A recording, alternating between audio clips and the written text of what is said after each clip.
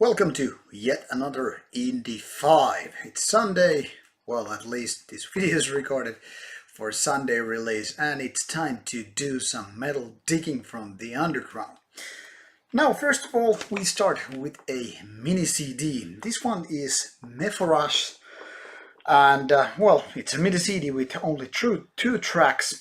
Third Woe is the name of the release, actually released already in spring by Shadow Records, so not your typical big label. Very simple in design, but kind of a beautiful white and red, and as well as these kind of a demon creature and angelic creatures released. Looking nice, but unfortunately only 13 minutes of music.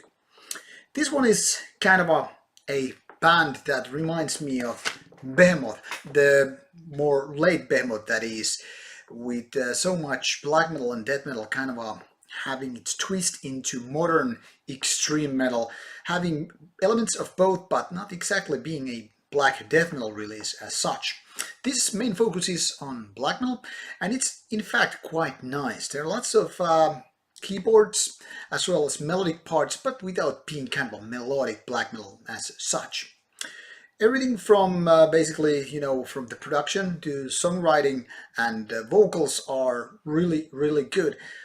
But even still, there are some parts which I kind of wish to have more, I don't know, kind of this magic that would just, suck me in totally. This is, however, with its 13 minutes, definitely more on the plus side than just being like, yeah, quite alright thingy.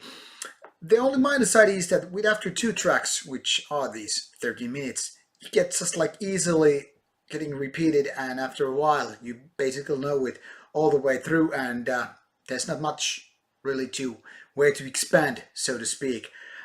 So I guess the thing is, we want to have a full-length album by the very same band. But definitely something you might be you might want to check out, because it's really nice EP. The second band comes from Israel, which is not your typical metal country. This is actually the first release. The band was founded in 2015 or so. This was originally released in 2017 as a tape, and now it's out in other formats. Digital, CD, vinyl. The layout doesn't exactly tell that, but it's been said that this is two-man band, and this particular album has guest drummer and guest vocals also. 5 songs in total, and the style is kind of a dark death metal. It's more in the vein of old school rather than very modern, and the kind of a dark atmosphere here is something that one might find in some death doom bands as well as even some black metal bands. But clearly songs are more death metal than anything else. However, the production on this album is, well, maybe a little bit too dark and kind of muddy for its own good.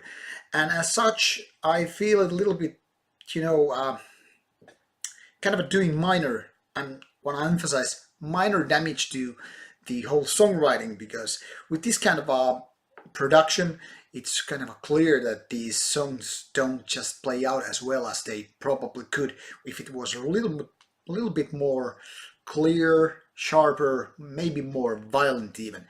Now it's kind of like I said, muddy, mushy, and as such it leaves a little bit hope for better.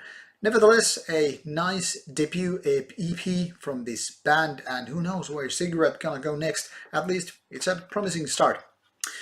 And we gonna continue with even more mini CD or EP release. This then again is called, I don't know how to pronounce it, but Cynabare Urne, and Cynabare Urne is actually quite new band also, founded in 2014, released its first debut EP 2016, and now 2018 springtime was the release date for this two-man band.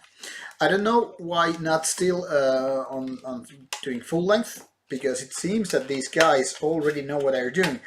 Gotta say, these band members, only two of them, one handling the bass and guitars, bass and vocals, and the other one doing guitars and uh, drums, it seems.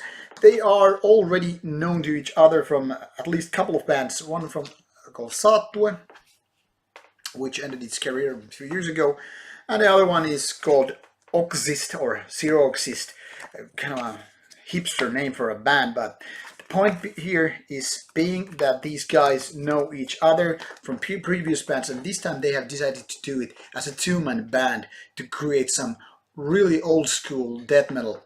Now it starts with really slow tempo as it gives you kind of a death doom kind of a vibe. After a while it speeds up, and then it kind of reaches kind of a more fast-paced stuff until the game kind of slows down, doing some mid-tempo and whatnot. Now this is all very important kind of a part of diversity on this kind of music, because this is not exactly the type of death metal which just boasts with solo guitars or leads and whatnot, or synths, female vocals, all that stuff. This is very much, the kind of a late 80s, early 90s stuff that is just, creating death metal from the very, very basic ideas. Really simple riffs even, and like I said, there are no guitar solos or things to spice up, which is, or could be, considered as a minor weakness, but to be honest, this dark atmosphere, pretty much like Ziggurat, but only a little bit better, this is actually really nice. It's something that you might have been hearing since like late 80s already, so like 30 years ago, this is something that could have been coming out. And usually these kind of retro acts are not that good. They are kind of missing the point or missing good ideas and riffs and whatnot. But this EP, in my opinion, is actually really nice. However, it could benefit of a little bit more details and nuances. For example, a little guitar solo here and there, or maybe just some surprise thing might do the trick. But then again, this is only 2 tracks EP, so what can you expect? There's only so much variation you can put it in when it's EP of 70 minutes or so. So maybe a little bit lengthy songs, maybe a little bit cutting weight, talking in metaphors, could be done with the songwriting. But in fact, this is nice old school EP of death metal, so check it out if you are into that kind of stuff in the first place. So the next stuff. The next band we have here is from Mallorca, and this is their debut album. Some people might know the place called Mallorca as a holiday resort, on an island, but it's also a home place for this band called Aeolian. And this one is called Silent Witness. This is all about death metal with nature disasters, catastrophes and whatnot, so nature related to very much in time, considering how much plastic and all that is put into oceans and whatnot.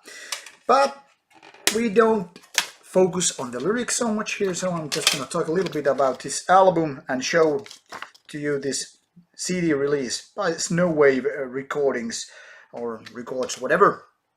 So this is their debut album, and it's melodic type of death metal. You might think of Swedish bands and Finnish bands, and you wouldn't go very far from this particular band.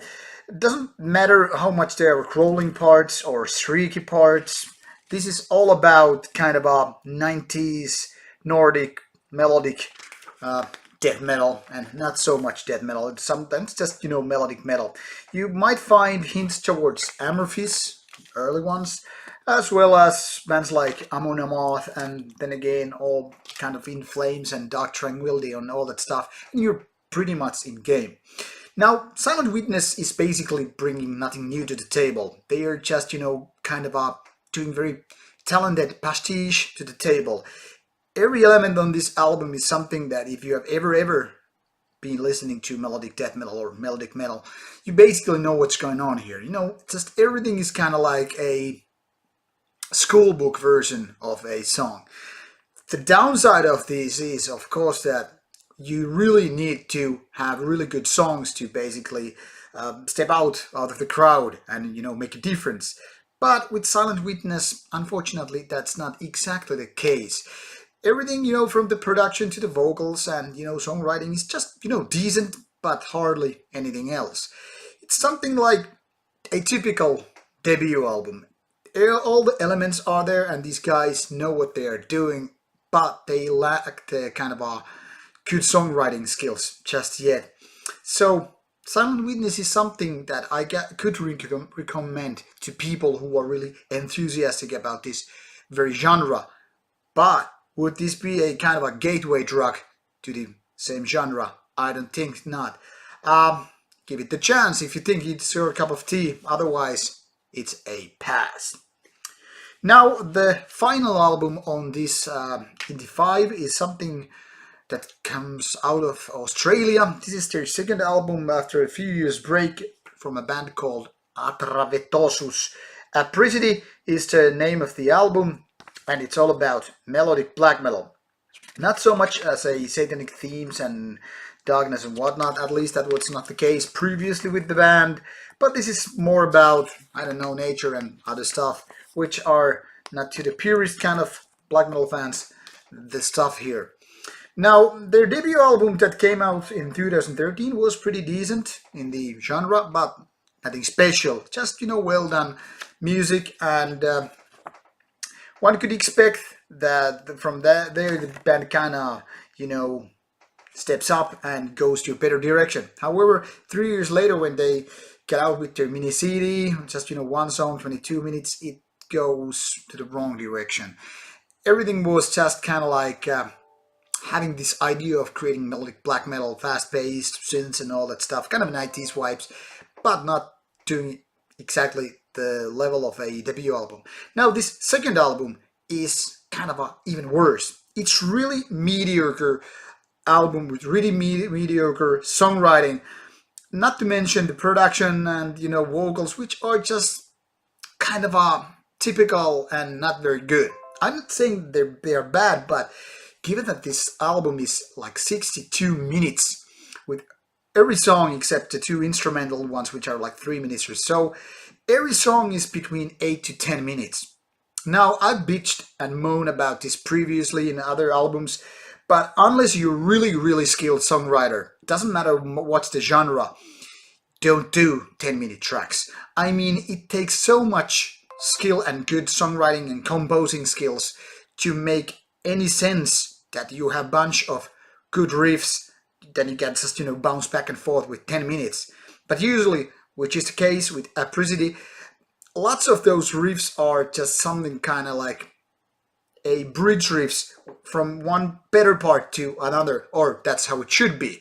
But in this case, it's like boring melodic part, very boring part, decent part, and so forth. And that goes like 62 minutes. I mean, halfway through and I'm already kind of like tired and fed up and, kind of like bored, like, guys, you should have finished this at like 40 minutes at max. Now with 62 minutes it's troublesome. And like I said, there are no single track, not basically a single riff, which I could like pinpoint and say, at least this one is good. There are some better parts, which kind of separates this being utter crap. But as a whole album, I really feel that this is like really mediocre album. I mean, if this would have come out in 1992, maybe then it would be like, oh, these guys are creating something different.